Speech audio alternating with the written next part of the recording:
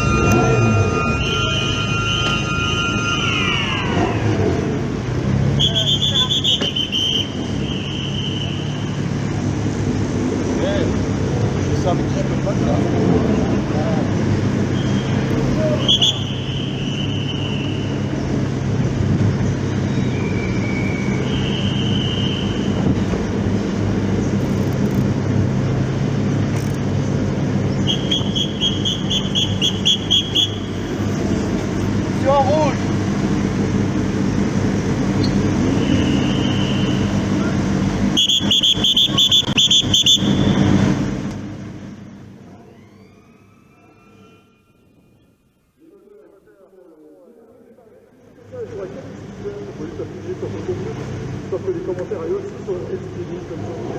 Absolument parfait. Les moteurs démarrés pour les attributions de bien.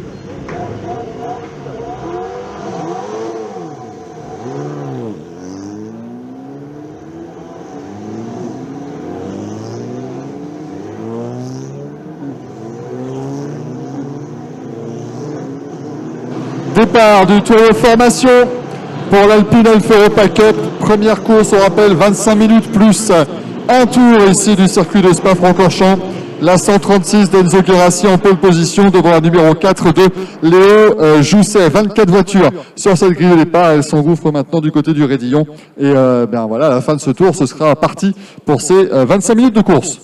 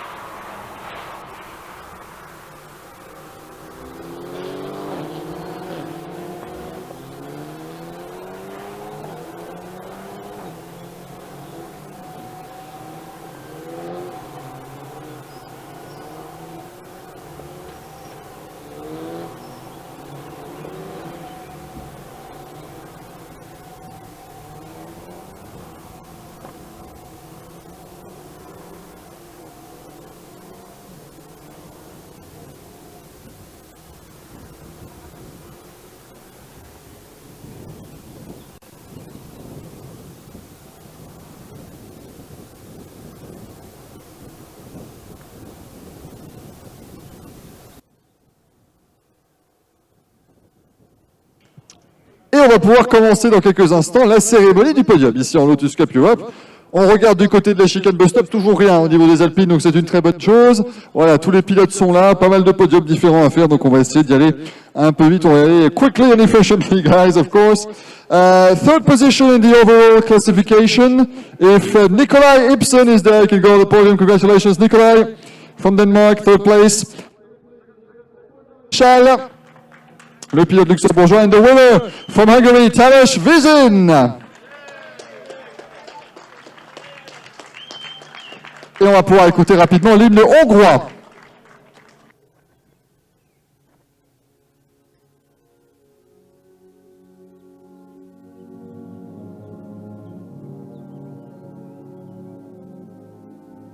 Bon, peut-être un petit souci avec l'hymne hongrois au niveau de la cabine speaker. Est-ce qu'on peut retenter l'hymne hongrois ?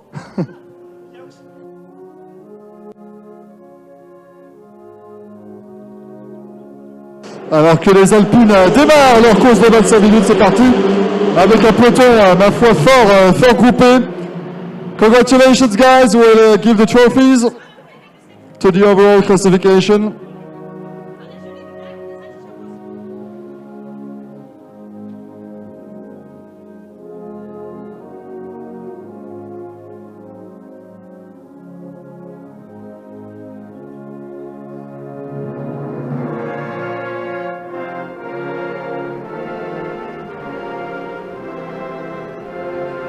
Congratulations, bravo Tamás Vizin, Paul Maréchal, Nikolai Ibsen. We can give the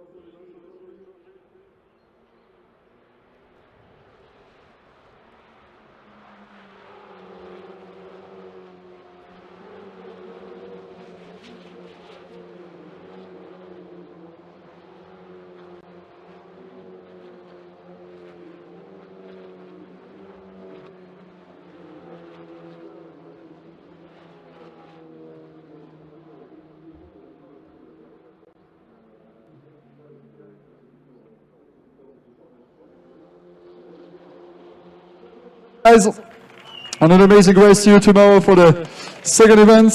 We'll move on to the GT Cup. Second place, Sven Petersson from Sweden. And the winner from Hungary, Georg Balog. Congratulations. Georgi Balog qui s'impose en GT Cup devant Sven Petersson. Et on va donner évidemment les trophées. We can give the trophies, guys, as well. Les trophées pour cette catégorie GT Cup.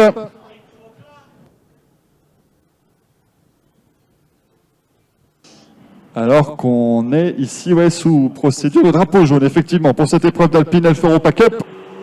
Avec toujours la 136 d'Enzo Guerassi en tête, qui vient de passer devant nous sous le podium. On reprendra évidemment le fil de toute la course très vite, une fois que le podium sera terminé ici en Lotus. Congratulations! You can applaud, of course. Bravo, on peut applaudir. Georgi Balog and Sven Petersson. Congratulations, guys. We can move on to the 211 podium. 211, David McAnulty, third place. En deuxième position, Nathalie Genoux-Praché. Bravo. Et le vainqueur, Jean-Pierre Genoux-Praché. Bravo Jean-Pierre, congratulations.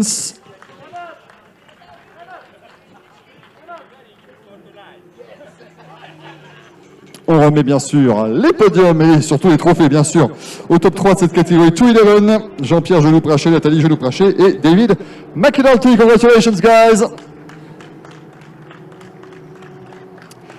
And the last podium coming on in the production class, Kyle Lehman, third place. Congratulations.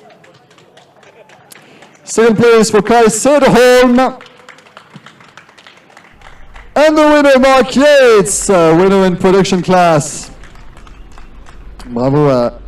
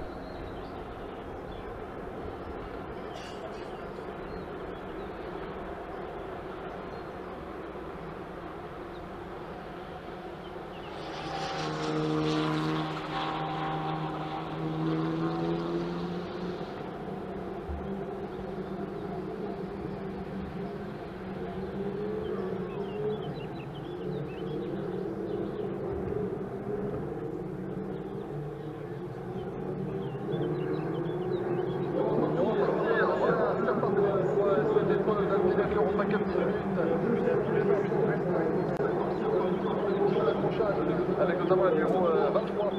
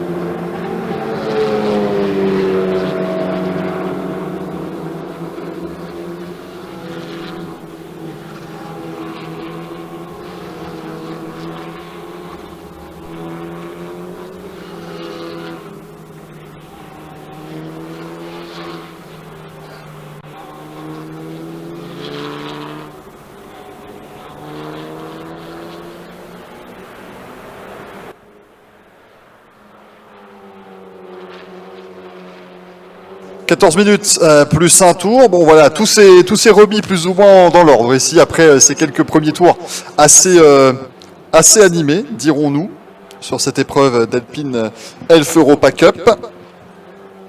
L'incident avec les voitures 59 et 77, 77, c'est donc Jacono.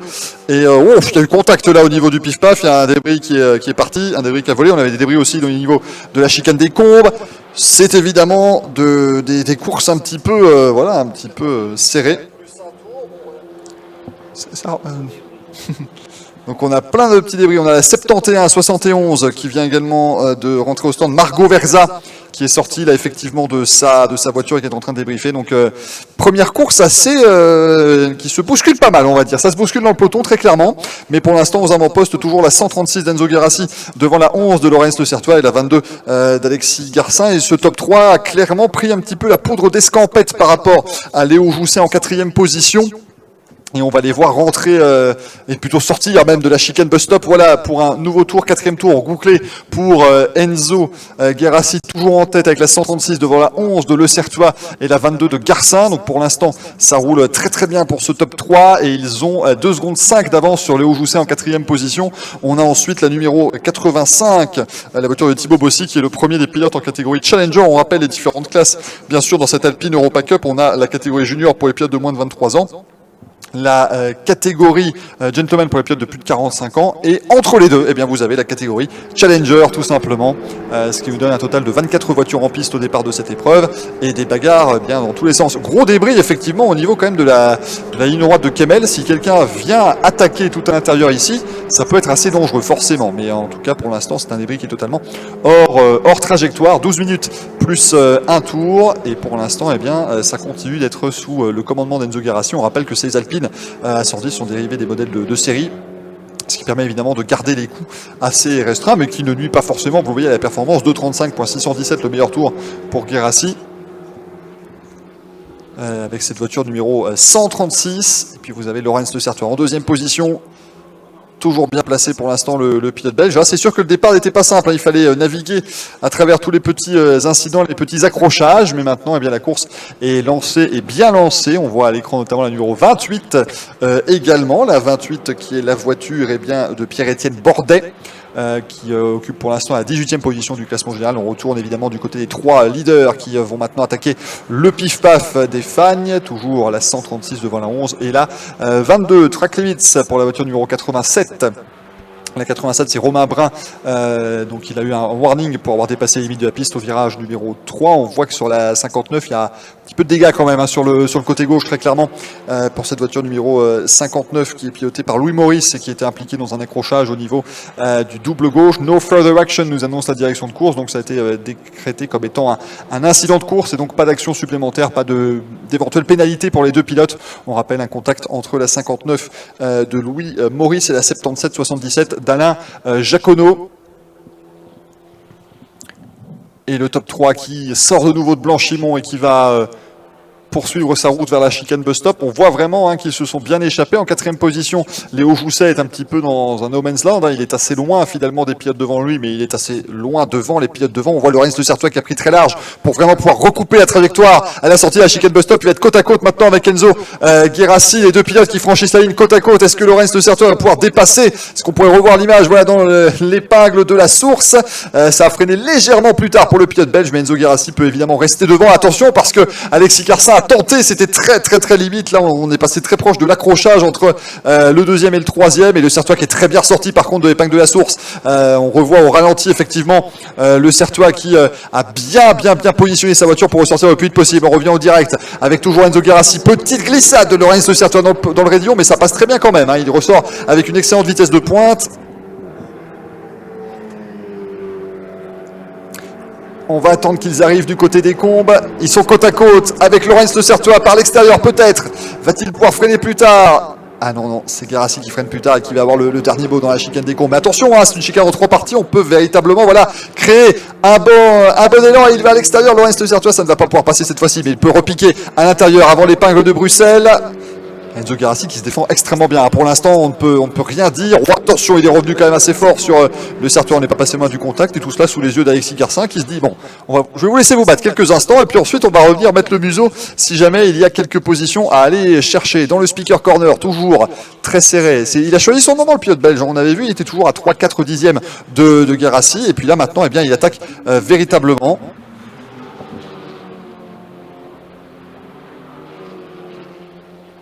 Alors qu'on a vu furtivement le replay du départ. Et les leaders qui vont bientôt en terminer avec le 2e secteur dans ce 6e tour de course.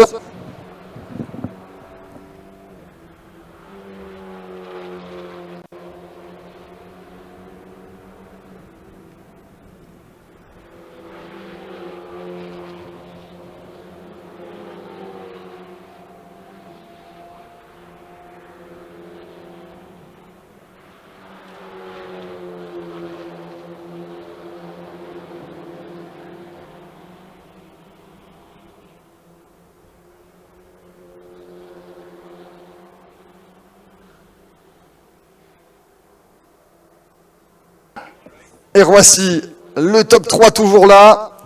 Et le Certois qui va retenter à l'extérieur dans la chicane bus stop. Non, ça ne va pas pouvoir passer cette fois-ci. Mais encore une fois, il va prendre très large. Drapeau jaune turn 13, drapeau jaune au virage numéro 13. C'est à la sortie du pif-paf. Et oui, on a une voiture effectivement qui est allée s'échouer dans un bac à gravier. Attention parce que le Certois maintenant va devoir se défendre face à Alexis Carsin qui va l'attaquer à l'extérieur. Dans l'épingle de la source, ça devrait rester. Finalement, voilà, le Certois avait bien pris le début de la chicane pour pouvoir repartir et repasser à l'attaque sur Enzo Guerassi, mais ça n'est pas passé finalement. Et c'est bien Lorenz de Certois qui se retrouve maintenant sous la pression d'Alexis Carsin dans la descente vers le raidillon. Et on regarde toujours, ouais. Et la numéro 18, effectivement, Pierre Macchi, qui est actuellement dans le bac à gravier. Donc on espère que on va pouvoir dégager cette voiture. Mais ça me paraît compliqué d'aller la dégager sans recourir à une procédure de safety car. Mais on laisse évidemment un maximum les pilotes de tête se battre. Et toujours la 136 de Guerassi qui est aux avant-postes devant la 11 de Le Certois et la 22 de Carsin. Et Léo Jousset qui essaye timidement de revenir. Il a repris 5 dixièmes sur le dernier tour. Qui sait, ça peut évidemment profiter à ce pilote-là. Alors qu'on voit effectivement la 18 oui, qui est allée nous faire un sacré château de sable. La 18 de Pierre Macchi. Warning flag pour la 87 également. Toujours Romain Brun. Ça fait 2 fois qu'on lui met un avertissement pour les limites de la piste. Attention, bien sûr. Les pilotes de tête qui vont arriver du côté du speaker corner. Donc on se rapproche de plus en plus du pif-paf. Ce qui me fait dire qu'on risque fort quand même d'avoir une procédure safety car. On a vu tout à l'heure, et bien justement, l'image Pierre Macchi qui commençait à sortir de son auto. Et toujours Enzo Guerassi qui continue, lui qui a fait le record de la piste, on le rappelle, hors des qualifications. Track limit, car 37, ça c'est la voiture numéro 37 de William Gosselin. Et on a la safety car en stand-by, il y a un double drapeau jaune au niveau du pif-paf. Ils sont au pif-paf maintenant. Les 3 leaders, on les laisse rouler, mais sous régime de double drapeau jaune, il faut évidemment faire très attention et être prêt à s'arrêter.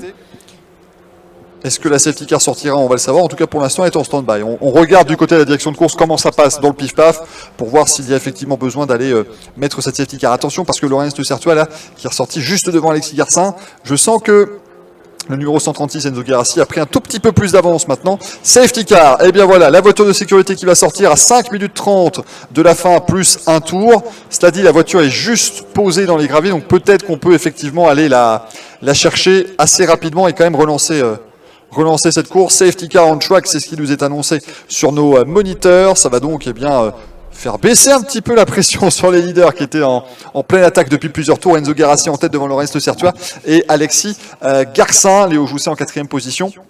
Et en 5e place, on va remonter le team Mérieux, qui était parti de la 10e position, qui se retrouve maintenant en 5e place du classement. 6e position pour la numéro 38 de Romain Favre, qui lui s'est lancé depuis la 3e place sur la grille. 7e place pour la numéro 86 d'Ethan Bernard. En 8e place, c'est la numéro 42 qui est en 8e position, la voiture d'Adrien Catelin. 9e position pour William Gosselin dans la 37. Et c'est désormais la numéro 35 de Jules Goujon qui est en 10e position et qui clôture donc ce top 10. La 42, je vous en parlais, Adrien Catelin, qui mène également la classe Challenger. Et en classe Gentleman, c'est la numéro 9 de Philippe Bourgeois, qui est en tête actuellement de cette épreuve. 4 minutes 22 plus un tour. On a sorti également les balayeuses en piste pour aller enlever le maximum de gravier, parce que souvent on ramène pas mal de gravier évidemment sur le circuit, ce qui fait que là le grip n'est pas optimal pour les différentes voitures. On continue sous régime donc de safety car. La voiture numéro 18 est déjà en train d'être sortie du bac à gravier. On donne les instructions au pilote du Manitou pour aller la mettre le plus rapidement possible en sécurité, parce que si on s'en sort vraiment vite, on pourrait potentiellement repartir à la fin de ce tour. Un seul tour de safety car, ce qui serait assez inédit. Mais sur un circuit de 7 km, on peut forcément se le permettre un peu plus. Voilà, la voiture qui est déjà en train d'être remisée derrière le mur. Ça peut aller assez vite pour relancer cette course. Il reste que 3 minutes 43.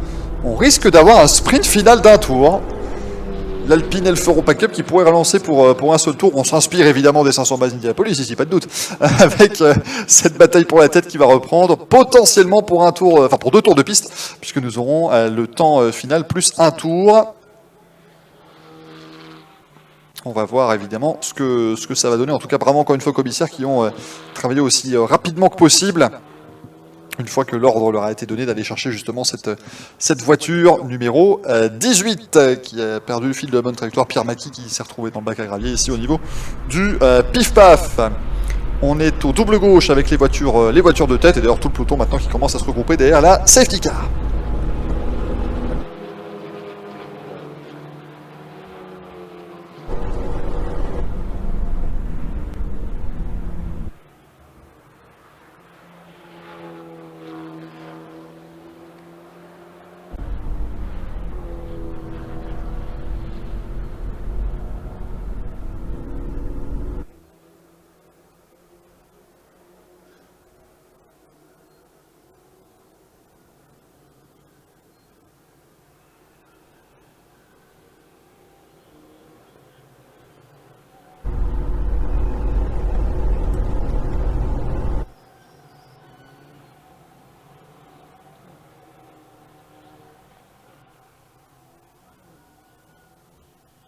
Et comme on l'espérait, drapeau jaune qui va être enlevé, safety car in this lap.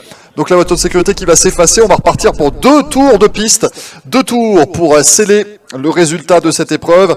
La voiture de sécurité qui commence déjà à accélérer et qui va laisser le peloton sous les commandes d'Enzo Guerassi, numéro 136, qui va terminer son 8e tour et qui va relancer la meute. Lorenz de Certua très très proche au niveau de Blanchimont. On fait encore chauffer les pneus. Quel est le bon moment pour réaccélérer? C'est la grande question évidemment pour la numéro 136 d'Enzo Guerassi. Quel est ce bon moment pour mettre pied au plancher et réussir à créer le petit écart qui lui permettra d'être à l'aise avant la chicane des Combes? Ça arrive à un rythme... Oh, il ralentit fort. Il ralentit fort Enzo Guerassi. Il n'a pas décidé. Ouais, il chauffe encore les pneus. Lorenz de Certua également. Évidemment, attention derrière, ça crée un effet accordéon, mais tout le monde a bien réagi, a bien ralenti au bon moment. Oh, il va tenter de réaccélérer après la ligne, après la chicane bus stop. Enzo Guerassi qui prend très très large pour pouvoir plonger. Il met des petits coups. Là, c'est quasiment un rythme de sélecteur, mais il accélère très très fort et très très bien à la sortie de la chicane bus stop. Green flag, drapeau vert, c'est reparti. Et quelques petites longueurs d'avance là pour le pilote de la numéro 136. devant Laurens Le Certuel et Alexis Garcin. Derrière Léo Jousset qui se défend face à Tim Mérieux. Tim Mérieux très bien remonté dans cette épreuve pour l'instant et qui se met bien pour pouvoir attaquer peut-être dans la descente, même vers le Raidillon. Derrière, ça passe pour tout le monde. On repart vers le Raidillon. Tête à queue, oui, effectivement, tête à queue dans le peloton.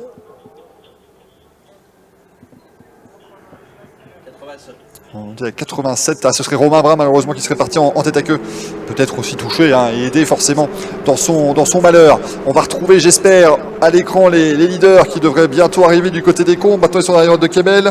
Enzo Garassi toujours très très bien placé, il commence à légèrement zigzaguer, à se décaler un petit peu pour casser un petit peu l'aspiration dont peut bénéficier Laurens Le Certuel. Derrière c'est très très chaud, on revoit tête à queue tout seul pour la voiture numéro 87 de Romain Brun.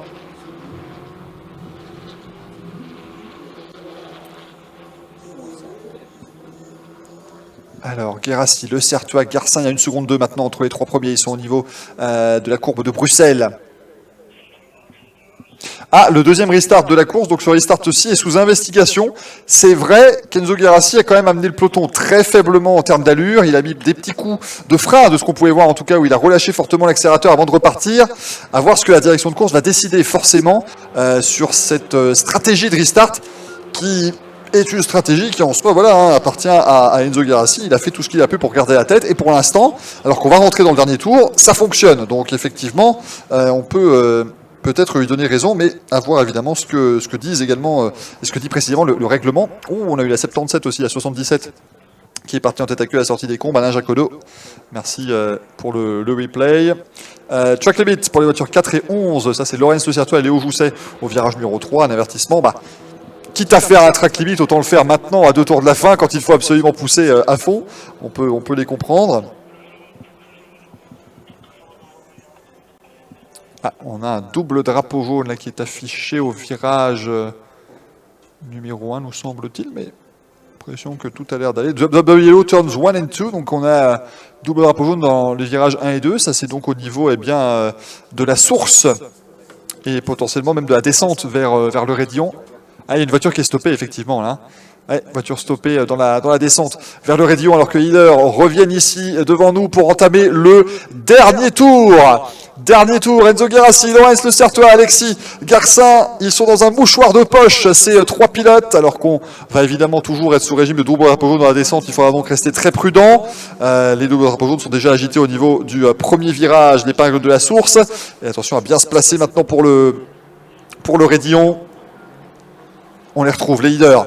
Guérassi toujours en tête, il a mené de bout en bout cette épreuve, mais Laurens Le Certuel va-t-il pouvoir aller le chercher et peut-être s'offrir une victoire déjà de prestige, et surtout une victoire de prestige à domicile sur le circuit de Spa-Francorchamps.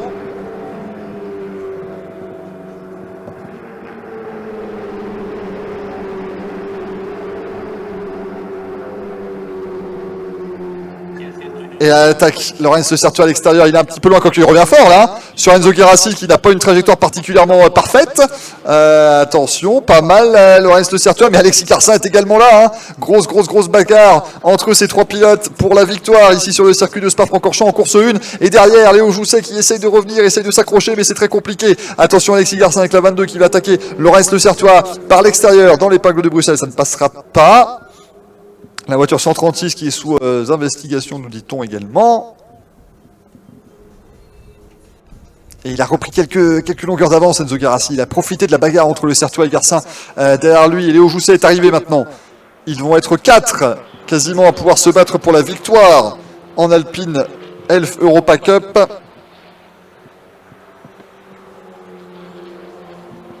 Il est sorti très large, Enzo Guérassi. Qu'est-ce qu'il nous a fait là, la sortie de Bruxelles, la sortie du pont, excusez-moi. Avec maintenant l'attaque de Léo Jousset sur Garcin pour le podium. Alexis Garcin qui va faire tout ce qu'il peut pour le conserver, ce podium. Et Enzo Guérassi qui a quand même pris une belle avance maintenant. Il y a 136 sous investigation, suis-je bête? Oui, c'est le leader, Enzo Guérassi, sous investigation pour le restart. Effectivement, oui, ça va peut-être nous changer le classement après l'arrivée, parce que le restart était peut-être fait de manière illégale, et là il a quand même pris extrêmement large à la sortie du double gauche de Pouron, ce qui permet d'avoir un peu plus de vitesse, à voir s'il a suffisamment ralenti pour laisser l'écart se refaire avec Laurens Le Certuel. Les voici au niveau de Blanchimont. Enzo Guérassi qui va aller s'imposer très certainement. Oui, ils sortent maintenant de Blanchimont, ils vont aller dans la chicane bus stop, mais à voir le résultat de ces diverses investigations. Le dernier freinage, le dernier passage dans la chicane bus stop, le drapeau à damier qui est prêt et qui est présenté à Enzo Guerassi qui va venir s'imposer ici à Spa-Francorchamps. Victoire pour la numéro 136 de Guerassi en course 1. Deuxième place pour Laurens Le Certuat. Troisième place pour Alexis Garcin. Quatrième, Léo Jousset qui échoue à seulement 3 dixièmes du podium. Cinquième place pour Tim Mérieux dans la numéro 21. La sixième place pour Romain Favre avec cette voiture numéro 38. La 7e position pour la 42 d'Adrien Catelin qui remporte par la même occasion la catégorie Challenger. Et dans cette catégorie Challenger, en deuxième place, on aura la numéro 63 de Pierre-Laurent Figuère et la 33, la voiture de Denis Bernardi. Et du côté de la catégorie Gentleman, c'est la numéro 9, la voiture du coup, eh bien, de Philippe Bourgois, qui remporte la catégorie Gentleman devant la numéro 28 de Pierre-Étienne Bordet. Eh bien, quelle course ici en Alpine Europa Cup.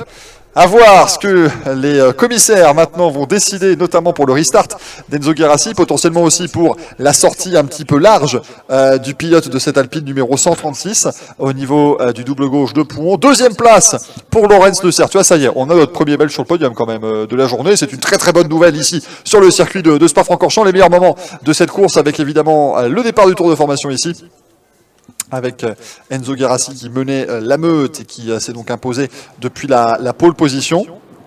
Le départ un petit peu confus évidemment à l'arrière du peloton.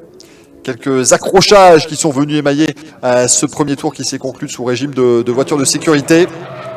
C'est arrivé en plus en plein milieu du peloton. Deuxième accrochage au niveau du double gauche, avec notamment la numéro 77 de Jacono. Il me semble, les arrêts qui n'étaient malheureusement pas les arrêts au stand prévus, on le dira, puisque ce sont des courses sprint. La 59 aussi, hein, bien sûr, la 59 de Louis Maurice qui a écopé de pas mal de dégâts. La numéro 18 de Pierre Maki qui a terminé sa course dans le bac à gravier, ce qui a déployé une deuxième intervention de la voiture de sécurité, ce qui nous a permis eh bien, d'avoir un véritable sprint final de 2 tours avec ce restart amené quand même très très lentement par Enzo Guerassi. La direction de course est en train de regarder tout cela évidemment, et on vous tiendra informé s'il y a une quelconque décision qui a été prise. Le tête à queue également dans le peloton au moment du restart, le tête à queue d'un numéro 87 de Romain Brun. Et au final, la victoire d'Enzo Guerassi devant Laurens Le Certuat et Alexis Garcin en 3e position. On se remet de nos émotions quelques instants, on va retrouver tout ce beau monde du côté du podium et ensuite on se retrouvera pour la course suivante dans ce programme, le Supercar Challenge, pour une course d'1 heure plus un tour.